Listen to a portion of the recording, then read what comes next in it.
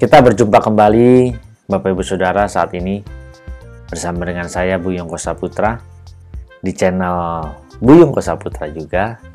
Ayo bagi Bapak Ibu Saudara yang baru pertama kali mengunjungi channel saya, dukung channel saya ini dengan klik tombol subscribe, klik gambar loncengnya, dan jangan lupa aktifin semua notifikasi supaya ketika ada video-video yang terbaru Bapak Ibu Saudara bisa menerima notifikasinya secara langsung.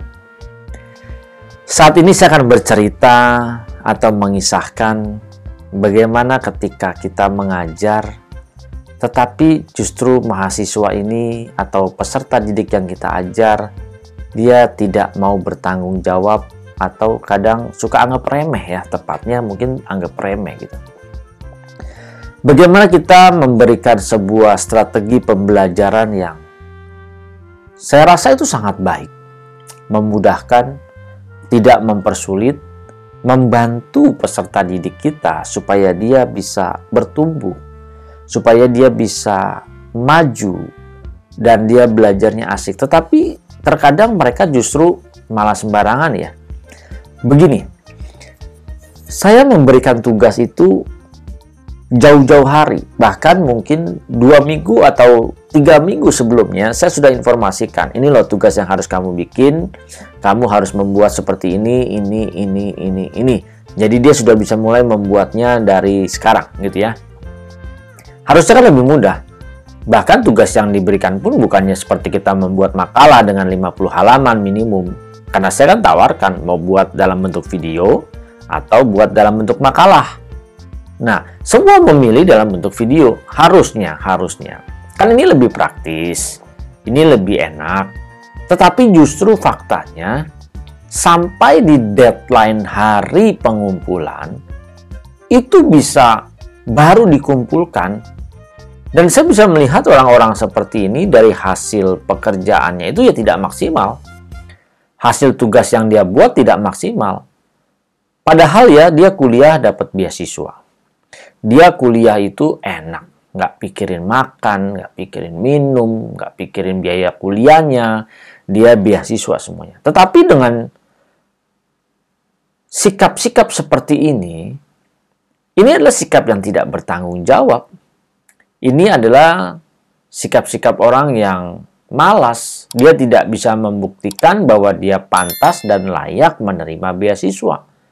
Kenapa? Dia anggap remeh tugas-tugas hal seperti ini. Bayangin, sudah dikasih yang paling mudah, sudah dikasih tahu jauh-jauh hari, tetapi dia buatnya mepet. Terkadang misalnya, saya kan kasih waktunya kumpulin itu jam 23 lebih 59 ya. Ya, ibaratnya pukul 24 lah, karena kami kan menggunakan Google Classroom.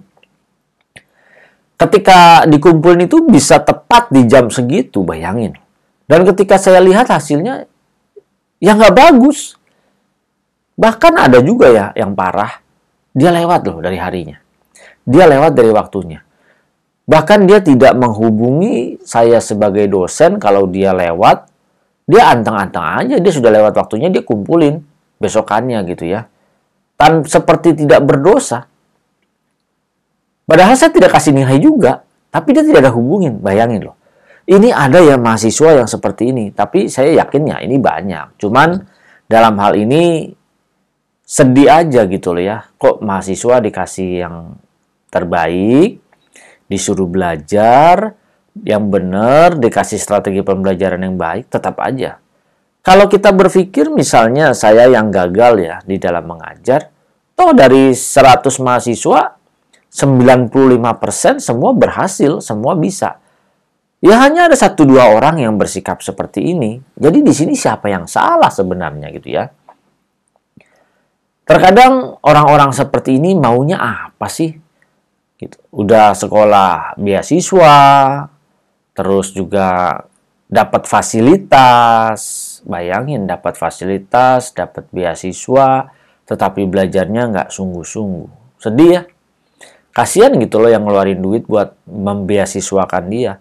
Padahal kita juga, saya juga dulu termasuk pengen lah dapat beasiswa seperti ini belajar. Bayangin, kita sekolah itu kan nggak murah.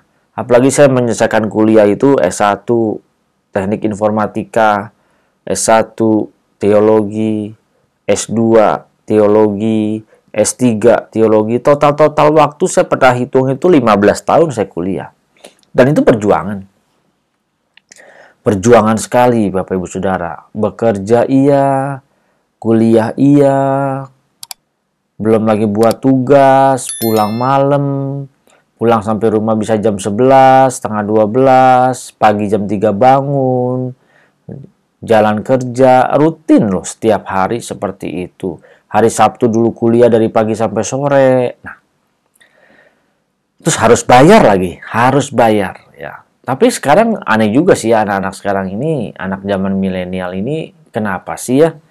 Kok dia seperti seenaknya, semaunya sendiri, tidak bertanggung jawab. Mengerikan loh, bener. Mengerikan sekali justru. Masih banyak orang-orang yang seperti ini. Nah, marilah saya mengajak, ayo guys, teman-teman, ya kalau kamu masih jadi mahasiswa, bertanggung jawablah. Ini kan berkat ya, kalau dapat beasiswa juga ini kan berkat. Tunjukkanlah memang pantas dapat beasiswa. Belajarlah dengan baik. Nggak rugi kok. Kalau kita lulus dengan nilai baik, kita lulus tepat waktu, nggak rugi deh. Pasti kita bisa berkarya, kita bisa membawa dampak, kita bisa membawa perubahan dimanapun, kapanpun. Kalau kita sampai seperti yang tadi saya ceritakan, tidak bertanggung jawab, buat apa Bapak Ibu Saudara? Kalau memang nggak niat kuliah, nggak usah kuliah lah, lebih baik. Kalau memang nggak mau mengerjakan tugas ya, nggak usah lah kuliah. Buat apa? Kuliah udah pasti berkutat dengan tugas, dan tugas. Saya sendiri juga dulu sampai malam-malam ngerjain tugas, buat tugas. Emang itu kok faktanya. Emang itulah tugas mahasiswa, belajar, buat tugas. Tuh. Emang itu tugasnya. Jadi kalau memutuskan untuk kuliah, berarti harus siap untuk buat tugas. Kalau nggak siap untuk buat tugas, ya jangan kuliah. Gampang kan? Simple, easy tuh. Nah, ini. Tapi ya banyak orang yang maunya mungkin nggak belajar, tapi selesai kuliah, selesai S1, selesai S2. Nah ini.